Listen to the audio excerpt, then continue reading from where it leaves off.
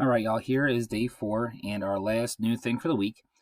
Tomorrow you are just going to be completing an Edulastic assignment that just reviews all the matrix stuff we've done so far. So 2 days of guided notes, 2 days of video lessons, and then just 1 day of kind of a whole comprehensive review kind of a thing. So it'll be relatively short, 8-10 questions, something like that. So we're going to do that in lieu of anything new or any type of video lesson. So today we're going to start talking about inverses and determinants of square matrices.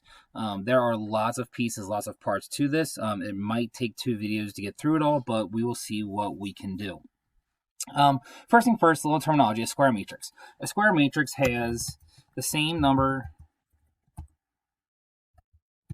of rows and columns. So this would be like a 2 by 2, or it would be a 3 by 3. These are the most 2 that we're going to work with. You could do 4 by 4, 5 by 5, etc., etc., etc., but 2 by 2, 3 by 3, that's all we're going to be looking at. The determinant of a matrix, the big thing for us to know, it is a single number. That's it. So the determinant is going to be a single number. Now, if it's a 2 by 2, you can calculate it by hand really, really quickly, really, really easily. Or we can do it on the calculator. I'll show you both for this one just because the calculation is so quick and so easy. But like I said, if from here on out you use the calculator, that's perfectly fine. So here we've got this generic matrix A. It says, we've got A, B, C, D for our elements. To find the determinant, we just do A times D minus B times C. And that's it. And our answer is going to be a single number. So we'll do this one both by hand and by calculator. So the determinant for this one, and notice the determinant, it kind of looks like these absolute value bar type things. Or we can also just use the word determinant or DET, either way. So for this one, I'm going to do -2 times 1 minus 5 times 3. So that's going to give me -2 minus 15. So my determinant for this matrix should be -17. Let's go ahead and do the calculator and just show it that way too. So first things first is we're going to come back to our matrix menu. So second matrix. And we're going to create this matrix. It's a 2 by 2. It's a square matrix. We've got -2. 3, 5, and 1.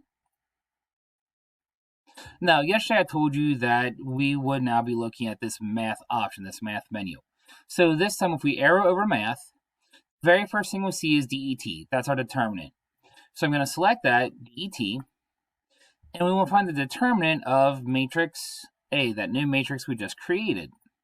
And again, if I did this correctly, it should be a single number. That single number should be -17, and voila, we've done it correctly. This is the one thing with matrices I think is quicker to do by hand, just doing AD minus BC, as opposed to trying to type it on the calculator. If you want to do the calculator, you're absolutely more than welcome to, but like I said, you can always save time just by doing it, AD minus BC by hand. Quick, easy, done. To do it for 3 by 3, it's much more complex to do by hand. We are not going to look at doing it by hand yet. Again, if we get together at some point in time and are back in school, I'll show you how to do it by then. But by now, we're just going to use the calculator because it's quicker and easier. It's the same idea. Again, when I do this, I should get just a single solitary number for my answer. So I'm going to come and I'm going to make this matrix my square 3 by 3. My entries are at 0, 2, 1, 3, -1, 2, 4, 0, and 1. Okay, so I got my matrix. Now when we go through our math, determinant of that 3 by 3 matrix we made, we get a single solitary number of 14. Now, the reason that we go through finding these determinants is here in a minute, we're going to be looking to find inverses. Okay? If the determinant does not exist, or if we get 0, that means that no inverse exists for that matrix. Again, if you think about my operations, everything has an inverse. Addition has subtraction. Multiplication has division. they're inverses of each other. Matrices have inverses also. We will never divide matrices. We will always multiply by the inverse, and we'll see that here in a second. But to determine if the inverse exists, we can first just find the determinant.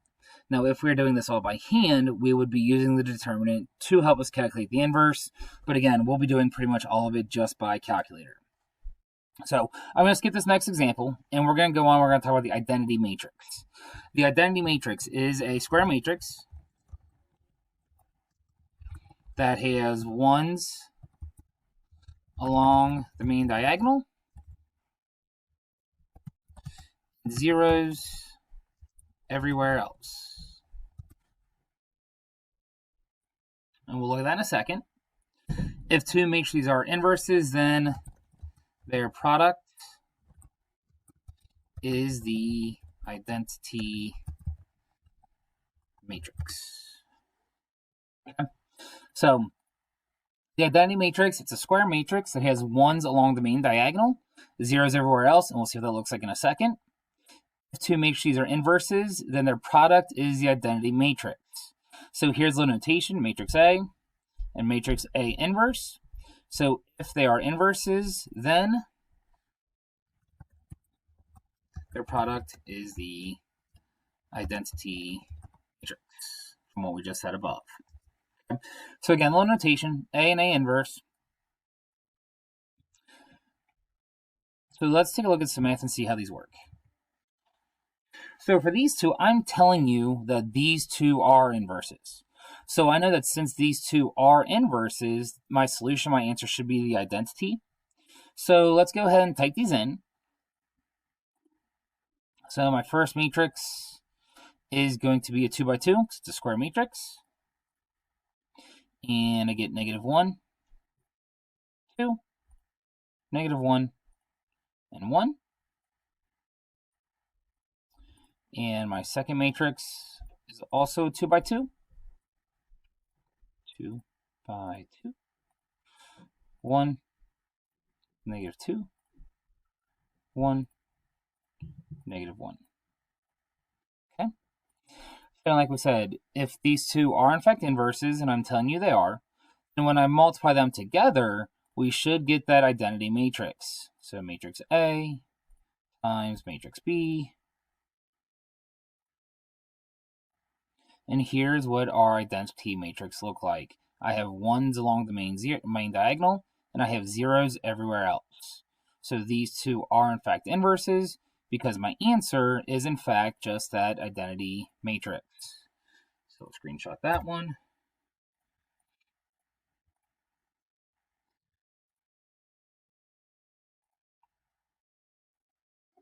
So there is, like I said, our identity. Now for these two, first thing we're going to do is we're going to find the inverse, and then we're going to prove their inverses. So to find the inverse, this is really easy. We're not going to do it by hand. We're going to have the calculator do it. So to find the inverse of this matrix for option A, we can come on our matrix menu, and this is a 2 by 2, and it's 3, -1, -2, +2. So here's matrix A. And now this time I want to find the inverse. So I'm going to call up matrix A again. And then that same button that we use for the matrix, that's also our inverse button, that X -1. I'm just going to press it this time. And your screen should look like mine, this A with this little -1 superscript, or exponent looking thing. Press enter. And this is going to be our new inverse matrix. This is what we would consider A inverse. So again, I'm going to screenshot that one, because it's easier on me. Screenshot, save. And then like I said, we're going to prove that these are inverses by multiplying them together. So when I multiply these two things together, I should just get my identity matrix. So I'm going to take A times A inverse, and I should get that 1, 0, 0, 1. A is already in my calculator, so now I'm just going to go ahead and I'm going to put in A inverse. And yes, there are other ways to do this for those of you kind of thinking ahead. I'm just going to show this by typing it in. 2 by 2, 0.5, 0.25, 0.5, and 0.75. So when I multiply these together, my original matrix times the inverse we just found, lo and behold, 1, 0, 0, 1 along our main diagonal. Okay. 2x2s, real quick, real easy. 3x3s really aren't any harder. The only thing for 3x3s is that sometimes your inverse matrix can look a little uglier. I did my best to make this one pretty nice, pretty quick, pretty easy. So there are no decimals, no fractions. 2x2s are really, really easy to come up with because you only have 4 entries and there aren't a whole lot of rules. 3x3s, 9 entries, more rules, a little harder. So let's take a look at this last example we have here. So this time we're going to see what the inverse and identity look like for a 3x3 matrix. So we're going to create our 3x3 matrix. And the entries are going to be negative 24, 18, 5, 20, negative 15, negative 4, negative 5, 4, and 1. Okay. So just like previously, I'm just going to take that matrix, matrix A, my 3x3. I'm going to press that x minus 1, that x negative 1 to find the inverse. And I probably typed something in wrong because that shouldn't exist. So give me just a second. Let me pause this. All right, sorry about that. We're actually good. Because if you think back to when we're talking about limits and everything else, this 9.7 e to the negative 13, that's basically just 0. So we're going to treat that like it is just a 0. I'm not sure why it gave us this weird funky number, but it gave us the 0 here. But either way, we're going to go ahead and we're going to screenshot that. And we're going to multiply these two together just to prove that they are, in fact, inverses.